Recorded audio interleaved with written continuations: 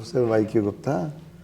I retired as the Dean of All India Institute of Medical Sciences, Delhi, and now I am as a President of AIIMS Bhopal and AIIMS Jammu, and also Principal Advisor to WHO-sponsored organization called as the Global Antibiotic Research and Development. And I also advise Department of Biotechnology, ICMR, and DST. All right, sir. So I would like you to tell us about your expectations from this from Global PHT. My expectation is that when you bring so many innovators, when you bring so many startups, industries who are involved in research, my expectation is that their innovation, their research should get validated by those who are using it.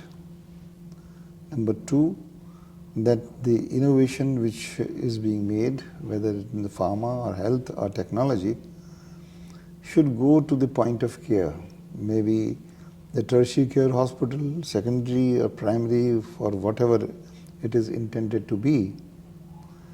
And the next important thing is that all these innovations will not be useful unless they are in affordable range. So that is what, and I believe that this type of conference will have a lot of intermix between the different institutions, organizations, laboratories from India and abroad, and will lead to much more incremental innovation and basic innovation as well. We expect that in 10 years' time, India will have #1 status in the healthcare technology and pharma sector, particularly innovation. So like how you mentioned India being a major part, so I would like you to tell me that what do you think is the role of India in the global pharmaceutical market, and how important is it? See, India is considered as a capital of generic. We have been exporting to more than 150 countries, known for quality, except in some isolated events, is known for its quality. Increasing number of INDs are being filed, which means that we are also into drug discovery and development phase.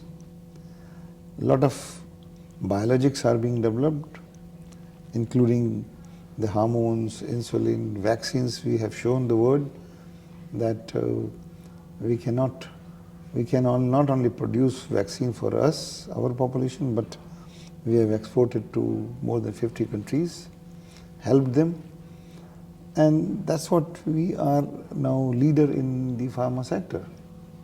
And we have to be leader in innovation as well, and that's what we are looking for. So as digitization is very widespread in this industry, so what do you think that the future holds for digitization in pharmaceutical? See, any data which is large in number has to be digitalized, and then it will help in proper analysis, which will result into policy making.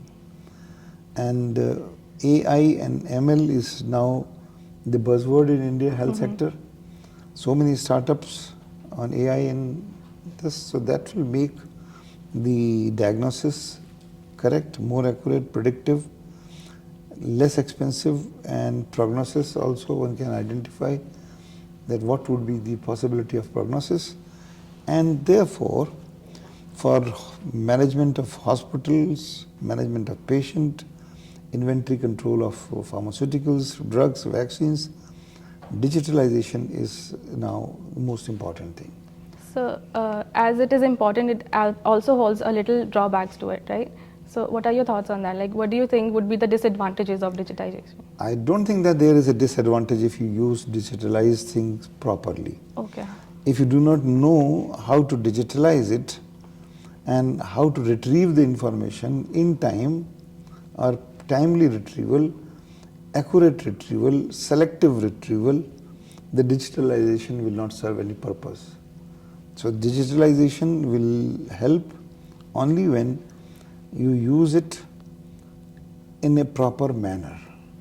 So it has to have a focused digitalization, retrieval, analysis, archiving. If this is inbuilt, digitalization has no harm.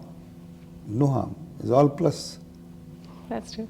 So, for those that are aspiring to become a part of this industry, I would like you to tell me what do you think are the skills that they must require or they should work on to become a great impact on this industry?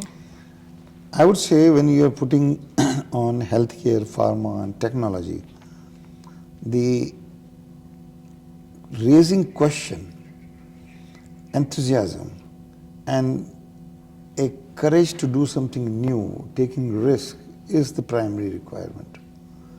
Otherwise you will be just a me too. We don't require in-country me too technocrats. We require a technocrat who can think innovatively, who can work innovatively and who can create something different. So, sir, lastly, I would like to ask you, how do you keep yourself informed about the latest trends and news from the industry? Or today, if you don't want, you can put your mobile media off. Even then, you will get information. That's true. So there are so many channels of information which you have that you have to really select which not to take. So we have to develop a skill how to filter the noise from the actual information. So it's not that from how you get information, what information not to choose from that is important. Thank you so much, sir.